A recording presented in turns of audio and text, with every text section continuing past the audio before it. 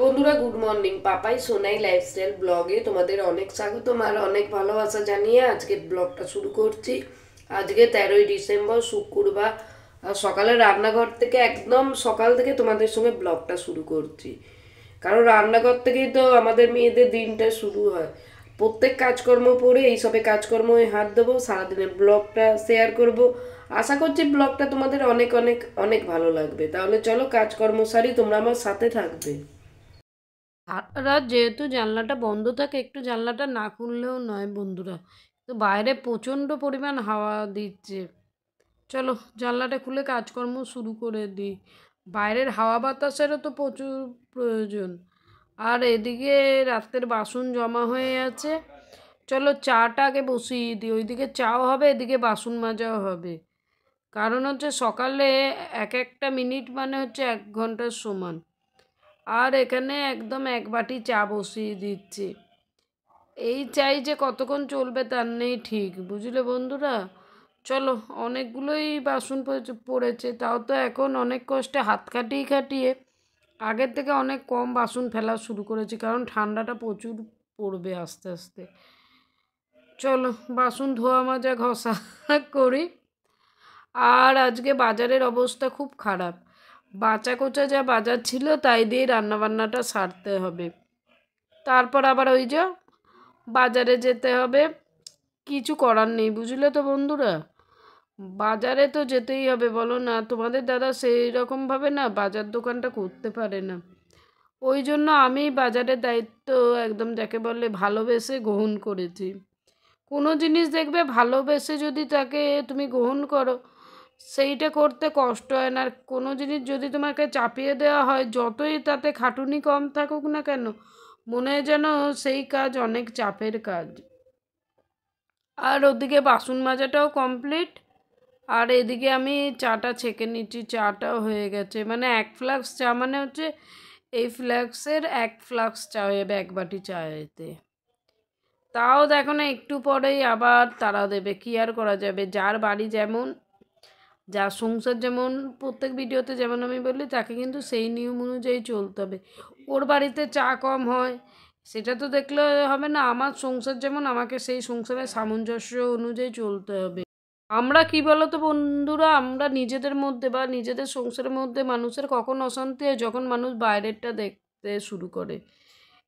এটা হচ্ছে আমার কেন হচ্ছে না, এর বাড়িতে এরকম হচ্ছে, কিন্তু প্রত্যেকের সঙ্গে নিজেকে মিশিয়ে নিলে হবে না।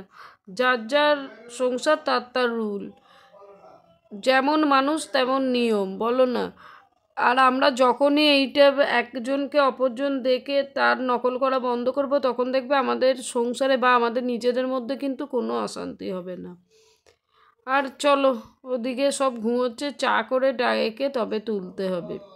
মাঝে মাঝে ইচ্ছে করে আমাকেও কেউ চা করে দেয়, কিন্তু ওই সেকেন্ড কোনো অপশান নেই বলে চিন্তা ভাবনা করে কোনো, মানে চিন্তা ভাবনার কোনো কারণ নেই। চলো এদিকে চা খেয়ে তারপরে চলে আসবো রান্নাঘরে। চা খেয়ে একদম রিফ্রেশ হয়ে চলে এসেছি রান্নাঘরে।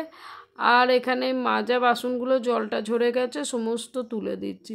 আর ছোটোবাবুকে দেখেছো তোমরা, লক্ষ্য করেছো কি জানো না, আমার পায়ে পায়ে কিন্তু ঘুরছে। মানে এই কথা বলবে, ওই কথা বলবে, বিড়ালের কথা, ইঁদুরের কথা, বাচ্চা থাকলে বাড়িতে যা হয়। আর চলো বাসনগুলো আগে উপর করে দিই, তারপর রান্না বান্না করব। ভেবেছিলাম স্নানটা সেরেই রান্না বান্নাটা করব, কিন্তু কি বলো তো, ঠান্ডা পড়েছে বললে বাবাও বারণ করলো, তোমাদের দাদাও বারণ করলো। চলো ভাতটা বসিয়ে দিই।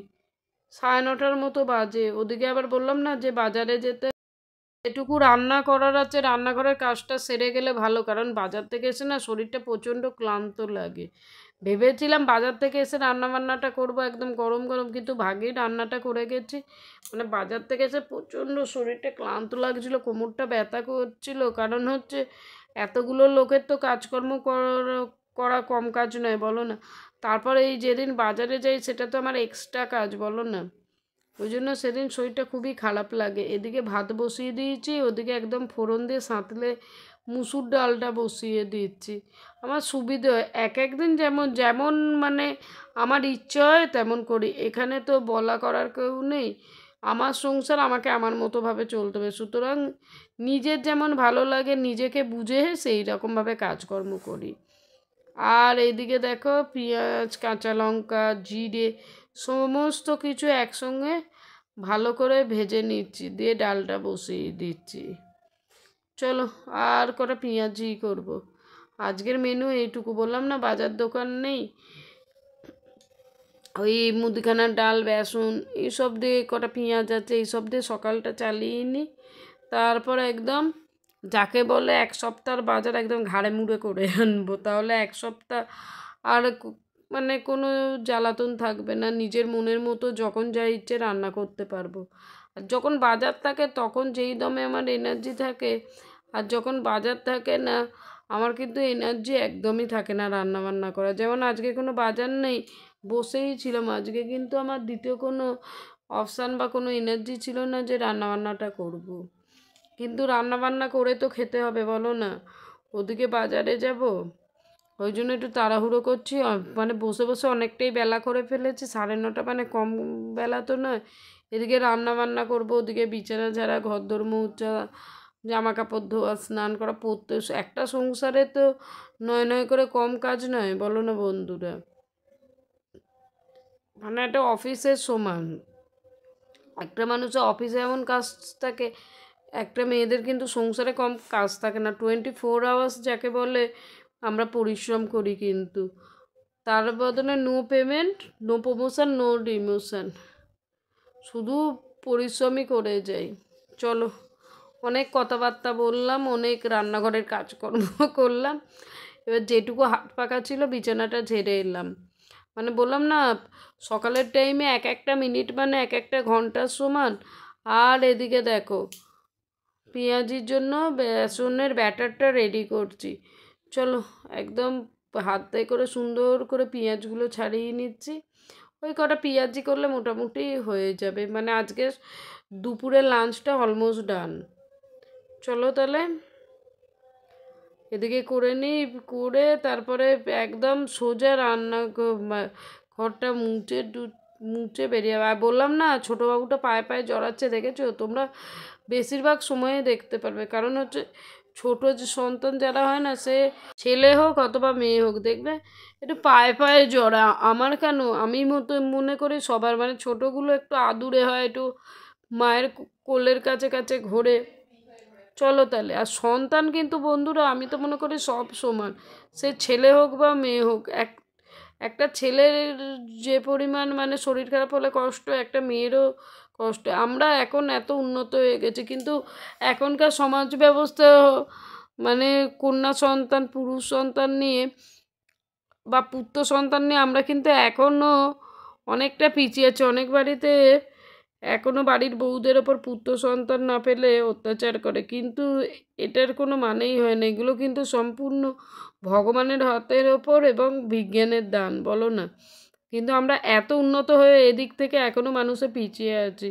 সন্তান সন্তান, সে হোক পুরুষ সন্তান বা মহিলা সন্তান, কি বলবো বলো, কিছু বলার নেই। চলো ওদিকে আমার কিন্তু অনেকটাই দেরি হয়ে যাচ্ছে, তাড়াহুড়ো করে সমস্ত কাজ সারছি আমি।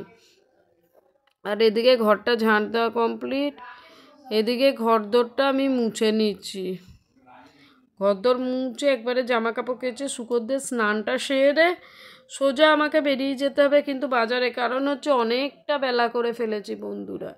এখানে নিচের বাবার খাবারটা দিয়ে দিয়েছি, তোমাদের দাদা দিতে যাবে, কারণ বয়স্ক মানুষ তো, মানে বয়স হলে মানুষকে যেন বার্ধক্য ধরে। আর এই দেখো বন্ধুরা, আমি কিন্তু রেডি হয়ে গেছি, এই দেখো আমি বাজারে যাচ্ছি, এসে আবার দেখা হচ্ছে, বাই।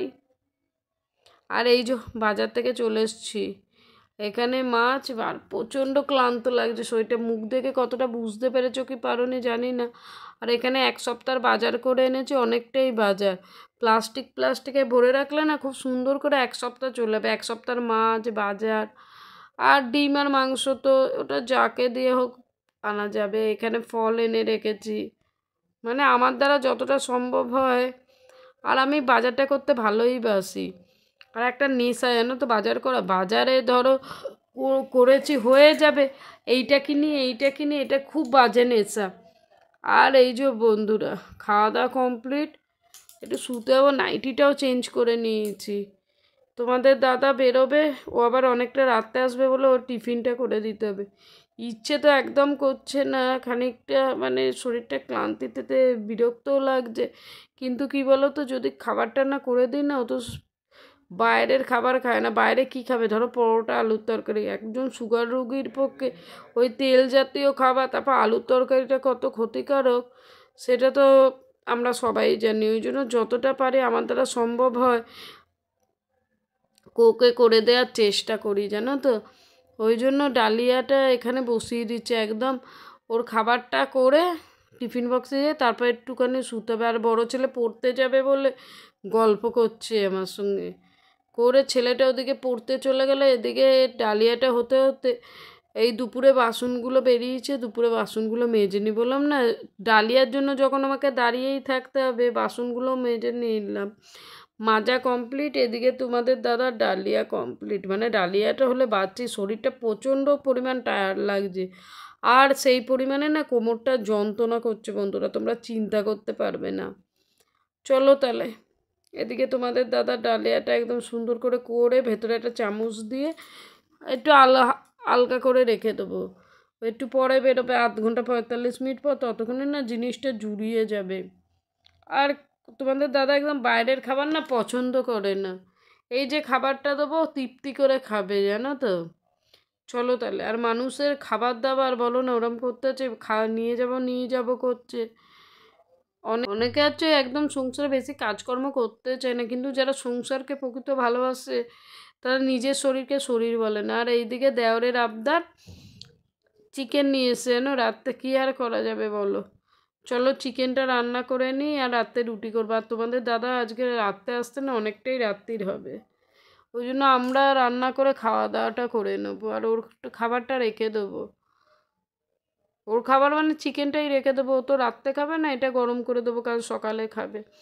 চলো, আর আমার চিকেন করা কী বলো তো, খুব বেশি তেল মশলা দিই না, কিন্তু খেলে মনে হবে যেন কত তেল মশলা দিয়ে রান্না হয়েছে। কি বলো তো, ভালো করে কষে নি, একদম লাল লাল করে কষে নি, কড়ার সঙ্গে মনে হবে লেগে লেগে যাচ্ছে। ওদিকে কিন্তু আমার চিকেন রান্নাটা হয়ে গেছে কমপ্লিট, আর এইদিকে আমি রুটি করে নিচ্ছি। আর রুটির এখন যা দাম বেড়ে গেছে, রুটির কেন প্রত্যেক জিনিসের দাম বেড়েছে, তাহলে রুটির দাম বাড়াবে না কেন বলো না বন্ধুরা? আটার দাম বাড়লেই তো রুটির দাম বাড়বে। ওর থেকে বাবা ঘরে একটু যখনই শরীর খারাপ হোক যা হোক, মনে হয় যেন একটু সেদ্ধ ভাত করে খেলেও ভালো। বাইরের জিনিসের যে পরিমাণে দাম, মানে প্রচণ্ড দাম ওই কেনা খাবারের। চলো, অনেক কথা বলা হলো, রুটিটা করা হয়ে গেলে সবাইকে খেতে দিয়ে নিজের ডিনারটা কমপ্লিট করে নিই। কারণ হচ্ছে এই শীতকালে রাত্রে যত তাড়াতাড়ি কাজকর্ম সেরে মনে হয় যেন লেপ কম্বলের তলায় যায়। ওদিকে রান্না কমপ্লিট, খাওয়া দাওয়া কমপ্লিট, আর এখানে এই যে গ্যাসটা মুছে নিচ্ছি। বাসন নয় কালকে মাজবো, ভিজিয়ে রেখে দেবো, কারণ হচ্ছে এই মুহূর্তে তো সবার বাসনগুলো পাওয়া যাবে না। বন্ধুরা ডিনার কমপ্লিট করলাম, আর এখানে রান্নার জায়গা মানে গ্যাসটা মুছলাম, আর ব্লগটা আর বাড়াচ্ছি না। আজকের ব্লগটা এই পর্যন্ত শেষ করছি, তোমাদের সঙ্গে দেখা হবে নেক্সট ব্লগে। তোমরা ভালো থেকো, সুস্থ থেকো, আর মন প্রাণ থেকে চাই তোমরা যেন ভালো আর সুস্থ থাকো।